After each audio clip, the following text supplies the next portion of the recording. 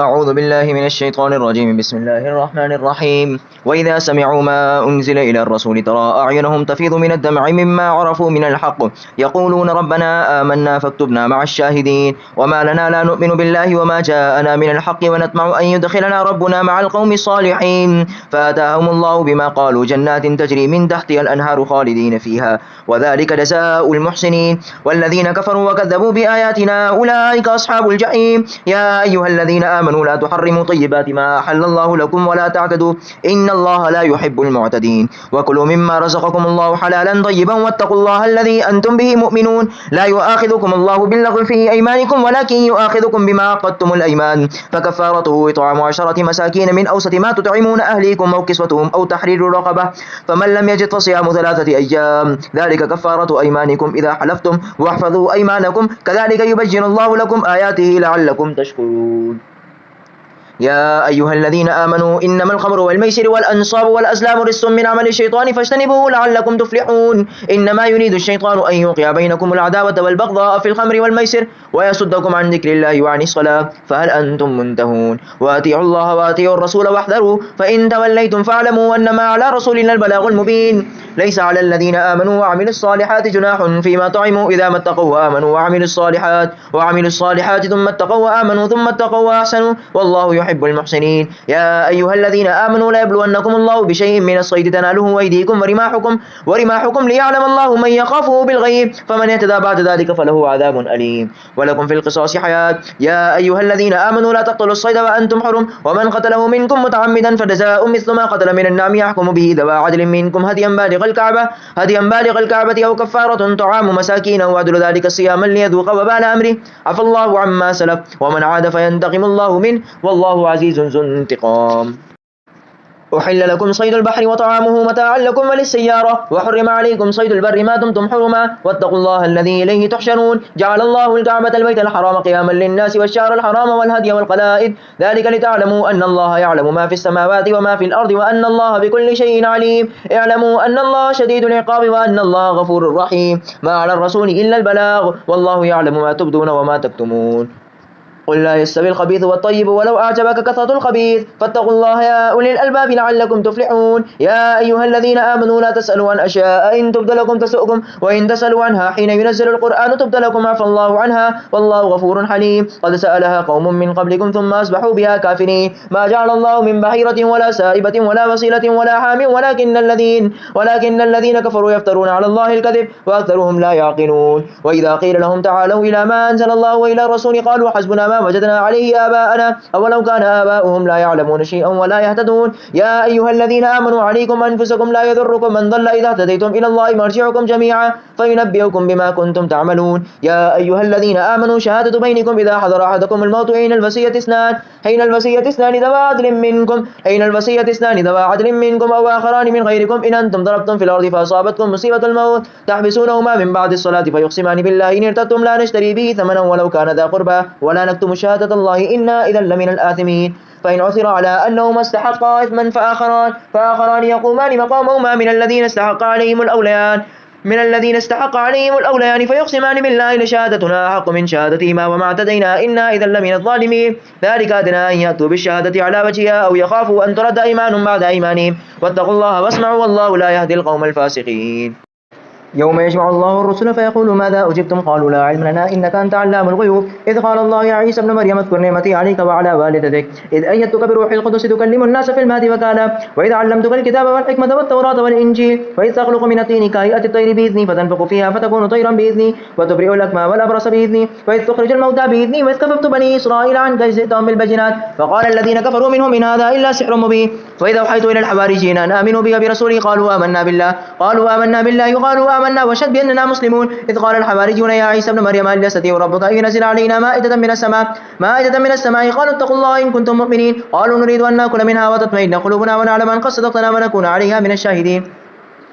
قال عيسى ابن مريم اللهم ربنا أنزل علينا مائدة من السماء تكون لنا عيدا لأولنا وآخرنا وآية منك وارزقنا وأنت خير الرازقين. قال الله إني منزلها عليكم فمن يكفر بعد منكم فإني أعذبه عذابا لا أعذبه أحدا من العالمين. وإذ قال الله يا عيسى ابن مريم أنت قلت للناس اتخذوني وأمي إلهين من دون الله قال سبحانك ما يكون لي أن أقول ما ليس لي بحق إن كنت قلته فقد علمته تعلم ما في نفسي ولا أعلم ما في نفسك إنك أنت علام الغيوب. ما قلت لهم إلا ما أمرتني به أن اعبدوا الله ربي وربكم وكنت عليهم شهيدا ما دمت فيهم فلما توفيتني كنت أنت الرقيب عليهم وأنت على كل شيء شهيد. إن تعذبهم فإنهم عبادك وإن تغفر لهم فإنك أنت العزيز الحكيم. قال الله هذا يوم ينفع الصادقين صدقهم لهم جنات تجري من تحتها الأنهار خالدين فيها أبدا رضي الله عنهم ورضوا عنه ذلك الفوز العظيم. لله ملك السماوات والأرض وما فيهن وهو على كل شيء قدير. بسم الله الرحمن الرحيم. الحمد لله الذي خلق السماوات والأرض وجعل الظلمات والنور ثم الذين كفروا بربهم يعدلون. هو الذي خلقكم من طين ثم قضى أجلا وأجل مسمى عنده ثم أنتم تمترون. وهو الله في السماوات وفي الأرض يعلم سركم وجهركم ويعلم ما تكسبون وما تأتيهم من آية من آيات ربهم إلا كانوا عنها معرضين. فقد كذبوا بالحق لما جاءهم فسوف يأتيهم أنباء ما كانوا به يستهزئون. ألم يروا كما أهلكنا من قبلهم من قرن مكناهم في الأرض ما لم نمكن لكم وأرسلنا السماء عليهم مدرارا وجعلنا الأنهار تجري من تحتهم فأهلكناهم بذنوبهم وأنشأنا من بعدهم قرنا آخرين. ولو نزلنا عليك كتابا في قرطاس فلمسوه بأيديهم لقال الذين كفروا إن هذا إلا سحر مبين. وقالوا لولا أنزل عليه ملك ولو أنزلنا ملكا لقضي الأمر ثم لا ينظرون. ولو جعلناه ملكا لجعلناه رجلا وللبسنا عليه ما يلبسون. ولقد استهزئ برسل من قبلك فحاق بالذين سخروا منهم ما كانوا به يستهزئون. قل سيروا في الأرض ثم انظروا كيف كان عاقبة المكذبين. قل لمن ما في السماوات والأرض قل لله كتب على نفسه الرحمة لا يجمعنكم إلى يوم القيامة لا ريب فيه الذين خسروا أنفسهم فهم لا يؤمنون. ولو ما سكن في الليل والنهار وهو السميع العليم. قل غير الله يتخذ وليا فاتر السماوات والأرض وهو يطعم ولا يطعم. قل إني أمرت أن أكون أول من أسلم ولا تكونن من المشركين. قل إني أخاف إن عصيت ربي عذاب يوم عظيم. من يصرف عنه يومئذ فقد رحمه وذلك الفوز المبين. وإن يمسسك الله بضر فلا كاشف له إلا هو وإن يمسسك بخير فهو على كل شيء قدير وهو القاهر فوق عباده وهو الحكيم الخبير.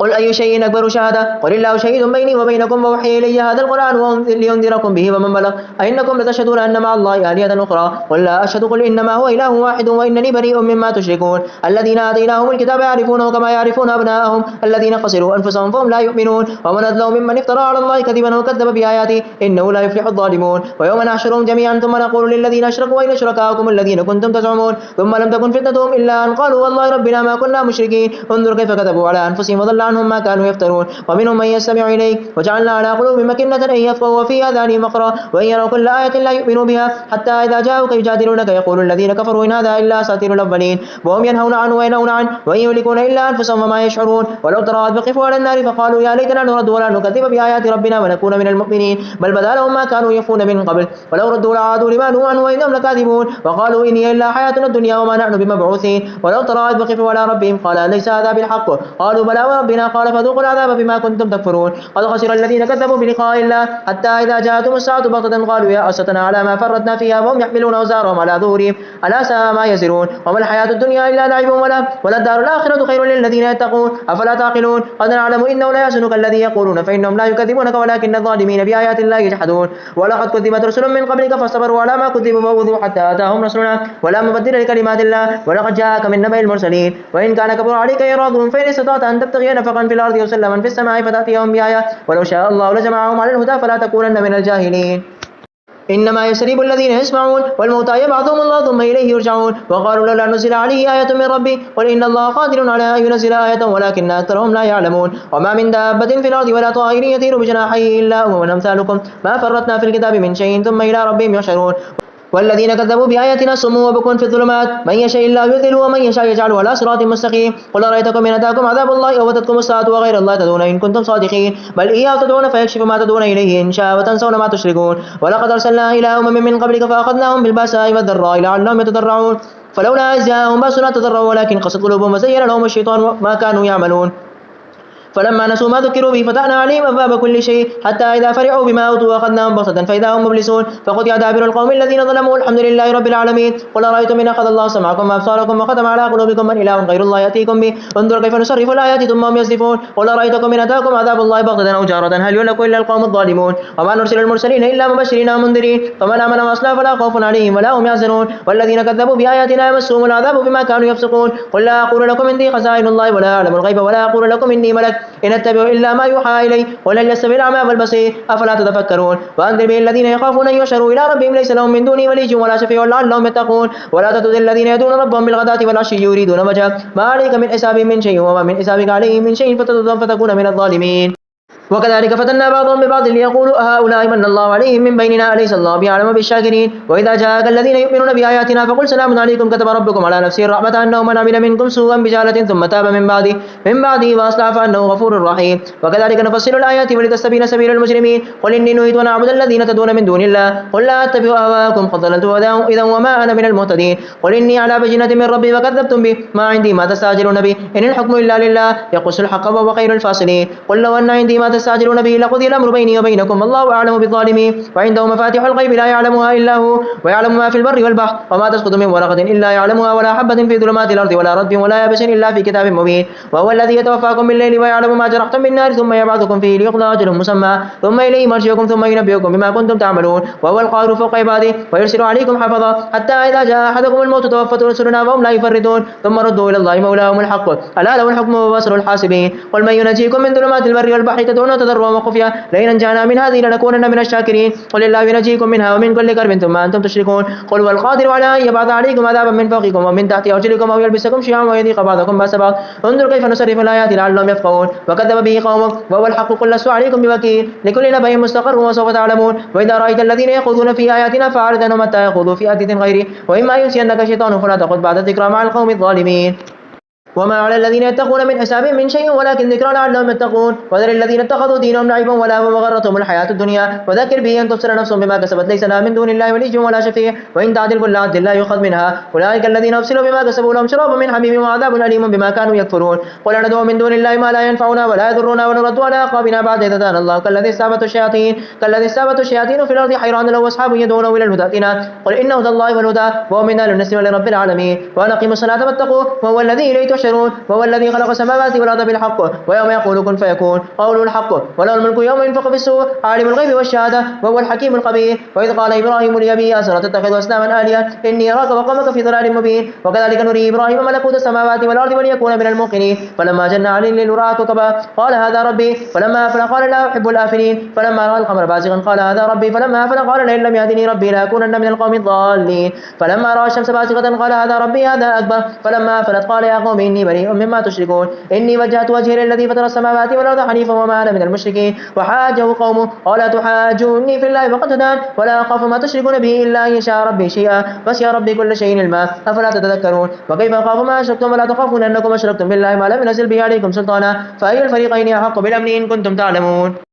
الذين آمنوا ولم يلبسوا إيمانهم بظلم أولئك لهم الأمن وهم مهتدون وتلك حجتنا آتيناها إبراهيم على قومه نرفع درجات من نشاء إن ربك حكيم عليم ووهبنا له إسحاق ويعقوب كلا هدينا ونوحا هدينا من قبل ومن ذريته داود وسليمان وأيوب ويونس ويوسف وموسى وهارون وكذلك نزل المحسنين وزكريا ويحيى وعيسى وإلياس كل من الصالحين وإسماعيل واليسع ويونس ولوطا وكلا فضلنا على العالمين ومن آبائهم وذرياتهم وإخوانهم واجتبيناهم وهديناهم إلى صراط مستقيم ذلك هدى الله يهدي به من يشاء من عباده ولو أشركوا لحبط عنهم ما كانوا يعملون أولئك الذين آتيناهم الكتاب والحكم والنبوة فإن يكفر بها هؤلاء فقد وكلنا بها قوما ليسوا بها بكافرين أولئك الذين هدى الله فبهداه مقتدي قل لا أسألكم عليه أجرا إن هو إلا ذكرى للعالمين وما قدر الله حق قدره قالوا ما أنزل الله على بشر من شيء قل من أنزل الكتاب الذي جاء به موسى نورا وهدى للناس تجعلونه قراطيس تبدونها وتخفون كثيرا وعلمتم ما لم تعلموا أنتم ولا آباؤكم قل الله ثم ذرهم في خوضهم يلعبون وهذا كتاب أنزلناه مبارك مصدق الذي بين يديه ولتنذر أم القرى من حولها والذين يؤمنون بالآخرة يؤمنون به وهم على صلاتهم يحافظون ومن أظلم ممن افترى على الله كذبا أو قال وحي إلي ولم يوحى إليه شيء ومن قال سأنزل مثل ما أنزل الله ولو ترى إذ الظالمون في غمرات الموت والملائكة باسطوا أيديهم أخرجوا أنفسكم اليوم تجزون عذاب الهون بما كنتم تقولون على الله غير الحق وكنتم عن آياته تستكبرون ولقد جئتمونا فرادا كما خلقناكم أول مرة وتركتم ما خولناكم وراء ظهوركم وما نرى معكم شفاعكم الذين زعمتم أنكم فيكم شركاء لقد تقطع بينكم وضل عنكم ما كنتم تزعمون إن الله فالق الحب والنوى يخرج الحي من الميت ومخرج الميت من الحي ذلكم الله فأنى تؤفكون فالق الإصباح وجعل الليل سكنا والشمس والقمر حسبانا ذلك تقدير العزيز العليم وهو الذي جعل لكم النجوم لتهتدوا بها في ظلمات البر والبحر قد فصلنا الآيات لقوم يعلمون وهو الذي ينشأكم من نفس واحدة فمستقر ومستودع قد فصلنا الآيات لقوم يفقهون وهو الذي ينزل من السماء ماء فأخرجنا به نبات كل شيء فأخرجنا منه خضرا نخرج منه حبا متراكبا متراكبة ومن النخل من طلعها قنوان دانية وجنات من أعناب والزيتون والرمان مشتبه وغير متشابه انظروا إلى ثمره إذا أثمر وينعي إن في ذلكم لآيات لقوم يؤمنون وجعلوا لله شركاء الجن وخلقوا له بنين وبنات بغير علم سبحانه وتعالى عما يصفون بديع السماوات والأرض أنى يكون له ولد ولم تكن له صاحبة وخلق كل شيء وهو بكل شيء عليم